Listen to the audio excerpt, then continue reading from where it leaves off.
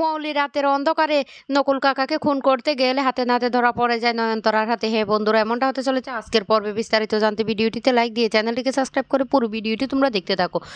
গল্পের শুরুতে আমরা দেখতে পারবো বানি বলতে লাগলো, আপনারাই এই ইচ্ছে করে আমাকে বারবার দেখার জন্য, সেই জন্যই তো আপনি এমনটা করেন, না হলে আমাকে এই বাড়িতে আসতে হয় কেন? আপনি কোনো না কোনো একটা কাণ্ড ঘটান আর আমি বাধ্য হয়ে এই বাড়িতে আসতে হয়।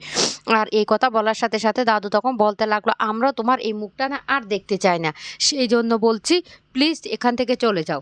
আর তখনই নয়নতারা দেবী বলতে লাগলো, এই বানি ডাকাত রানী, যাও তো যাও, এবার তুমি দূর দূর করে এখান থেকে চলে যাও। বানি তখন বলতে লাগলো, না আমি এখান থেকে কিছুতেই যাবো না। মিস্টার চ্যাটার্জি যদি এই বাড়িতে 5 মাস খাটে তাহলে আমিও ওর সাথে খাটবো। উনি যতটা অপমানিত হন আমি দেখবো সবটা অপমান, আর আমিও তার সাথে অপমানিত হব। তখনই রেগে যায় পিনাকি। পিনাকি তখন বলতে লাগলো, এই মলি তোকে কি বলেছি, কি বলেছি তোকে আমি? এই এগ্রিমেন্টটা ছিঁড়ে ফেলতে তোকে আমি বলিনি, তাহলে তুই কেন আমার কথাটা শুনছিস না? পিনাকি তখন কথা শুনে অনিরুদ্র তখন বলতে লাগলো, মেসোমশাই আপনি এভাবে বলছেন কেন? এগ্রিমেন্টটা তো এমনি এমনি বাতিল করা যায় না। এগ্রিমেন্টটা বাতিল করতে হলে না অনেক সমস্যা আছে। তখনই ঈশানী বলতে লাগলো, কেন অনিরুদ্র, কেন? মৌলি আমিও বলছি দাদু যেটা বলছে সেটাই করে, এগ্রিমেন্টটা বাতিল করে দে। আমার না এর রোজ রোজ অশান্তি আর ভালো লাগছে না। কিন্তু অনিরুদ্ধ তখন বলতে লাগলো, না এই এগ্রিমেন্টটা কিছুতেই মৌলি বাদ করবে না। আমি এই এগ্রিমেন্টের রাজি, আমি যত কিছু করতে ইচ্ছে হয় সবটা করবো। বানি তখন বলতে লাগলো, তাহলে মিস্টার চ্যাটার্জি আপনিও একটা কথা কান খুলে শুনে রাখুন, আমি আপনার অর্ধাঙ্গিনী, আপনার স্ত্রী, আমিও এই বাড়িতে থাকবো।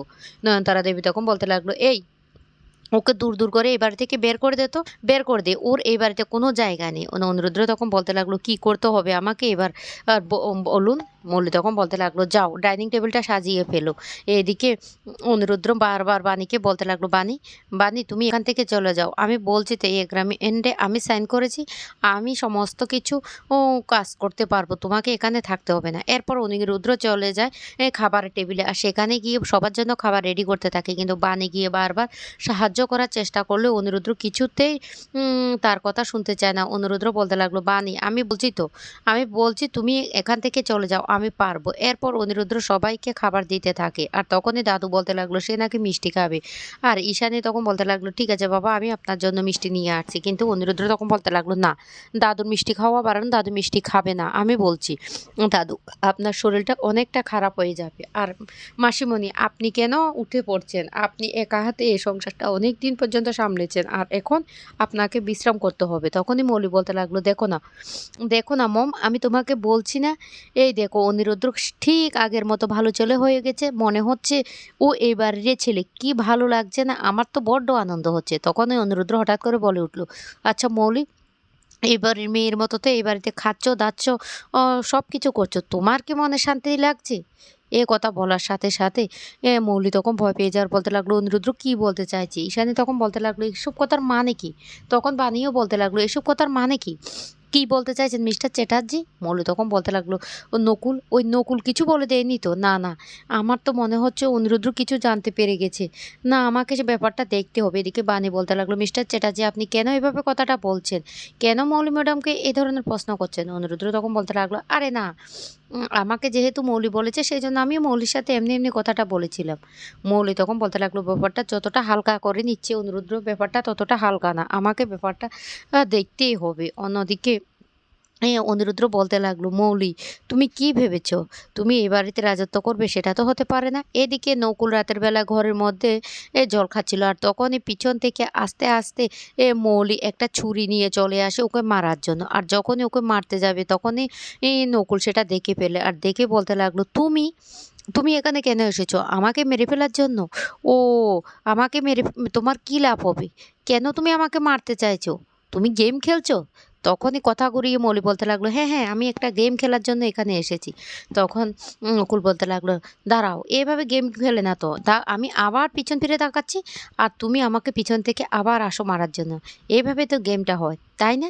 তখন মৌলি বলতে লাগলো, এই নকুল, আগে বলো তো, বলো বানির ব্যাপারটা তুমি কাকে কাকে বলেছো? তখন এই কথা বলতে নকুল তখন বলতে লাগলো, এই পৃথিবীর সবাই জানে, সবাই জানে, কেউ বাদ নেই। তখনই বলতে লাগলো, তুমি না আমার বাবা, আমি না তোমার মেয়ে, তাহলে তুমি ঠিক করে পারলে মেয়ের এত বড় সর্বনাশটা করতে? তুমি কাকে, কাকে বলেছো এখনো সত্যি করে বলো। তখন বলতে লাগলো, "আমি তো কাউকে বলিনি। আমি কাউকে বলিনি।" এইভাবে যখন বিভিন্ন ধরনের কথা বলতে থাকে নকুল, তখন মৌলি চিৎকার চেঁচামেচি শুরু করে বলতে লাগলো, "আমার না এসব আর ভালো লাগছে না। এইভাবে কেন তুমি কথা বলছো? আমার সবকিছু গুলিয়ে যাচ্ছে। আমি তোমাকে ছাড়বো না। নিশ্চয়ই তুমি অনিরুদ্রকে কিছু বলেছ। না হলে অনিরুদ্র এভাবে আমার সাথে কথা বলে কেন? আমি তোমাকে ছাড়বো না। তোমাকে আমি শেষ করে ফেলবো। তুমি বাবা হয়েছ না? আর তুমি যেহেতু আমার পিছনে এত বড় সর্বনাশ করার জন্য উঠে পড়ে লেগেছো, তোমাকেও আমি শেষ করে ফেলবো। তোমাকে আমি কিছুতেই ছেড়ে দেবো না।" নকুল তখন বলতে লাগলো, "কি? কি করবে তুমি আমাকে? এই সবাই তো কথাগুলি জেনে গেছে। তাহলে তুমি কি করবে?" তখন মৌলি বলতে লাগলো, "স্টপ ইট! আর একটা কথাও বলবে না।" তখন মৌলি চিৎকার চেঁচামেচি করে ঘর থেকে বেরিয়ে যায়। অন্যদিকে নকুল তখন বলতে লাগলো, "এ মৌলি, তোমার খেলা না খুব তাড়াতাড়ি শিগগির শেষ হয়ে যাবে। অনিরুদ্র খুব তাড়াতাড়ি বাণীর আসল পরিচয়টা সবার সামনে তুলে ধরবে। তখন দেখবো তোমার কি অবস্থাটা হয়। তুমি নিজের বাবাকে খুন করতে পিছু পা হচ্ছ না। তাই তোমাকে না এবার শাস্তি পেতেই হবে।" অন্যদিকে মৌলি তখন বলতে লাগলো, "এই নকুলকে আমি কিছুতেই ছাড়বো না। এই নকুলকে আমি শেষ করেই ফেলবো। আমার মনে হচ্ছে নকুলই কিছু একটা গন্ডগোল পাকিয়েছে। না হলে অনিরুদ্র বারবার করে আমার সাথে এইভাবে কেন কথা বলার চেষ্টা করছে? কেন এমনটা করছে? কিছু তো একটা গন্ডগোল আছে। আর সেই গন্ডগোলটা এই নকুল। নকুলই সবকিছু গন্ডগোল বাধিয়েছে। সবকিছু সবাইকে বলে দিয়েছে। আমি ওকে শেষ করে ফেলবো।"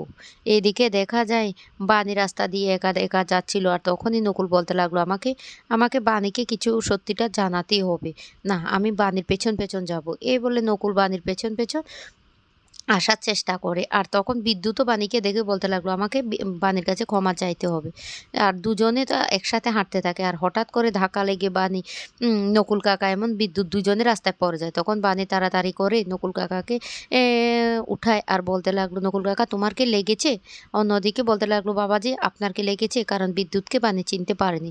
আর তখনই বিদ্যুতের মুখ দেখে বলতে লাগলো, "বিদ্যুৎ তুমি এখানে?" তখনই বিদ্যুৎ বাণীর পা ধরে ক্ষমা চাইতে থাকে আর বলতে লাগলো, "তুই যদি আমাকে ক্ষমা না করিস তাহলে তাহলে আমি কোনোদিন ক্ষমা পাবো না। তুই আমাকে ক্ষমা করে দে।" এই বলে পা ধরে এ এমনভাবে অভিনয় করতে থাকে। আর তখনই বিদ্যুতের সাথে যারা ছিল তারাও সেখানে ছুটে আসে। এদিকে কুয়াশা সেখানে ছুটে আসে। আর ওরা সবাই মিলে এমন একটা হুজ্জুতি কাণ্ড বাধায়। তখন নকুল একটা লাঠি এনে দেয় আর বাণীকে বলতে লাগলো, "এই লাঠি দিয়ে ওদেরকে না তাড়ালে না ওরা কিছুতে এখান থেকে যাবে না।"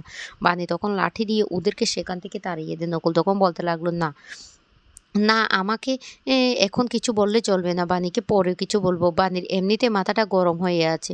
অন্যদিকে দেখা যায় মৌলি চালাকি করে অনিরুদ্রকে ঘরে নিয়ে আসে আর বলতে লাগলো, "আমার পা দুটো টিপে দাও। আমার পাটা বড্ড ব্যথা করছে।" তখনই অনিরুদ্র বলতে লাগলো, "কি?" বাণী তখন বলতে লাগলো, "হ্যাঁ, আমি যেটা বলছি সেটাই করো।"